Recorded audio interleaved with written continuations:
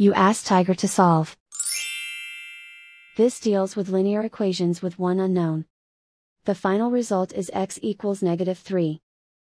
Let's solve it step by step. Group all x terms on the left side of the equation. Subtract x from both sides. Group like terms. Simplify the arithmetic.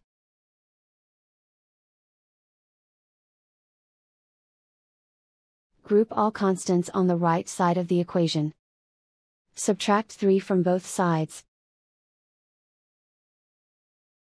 Simplify the arithmetic.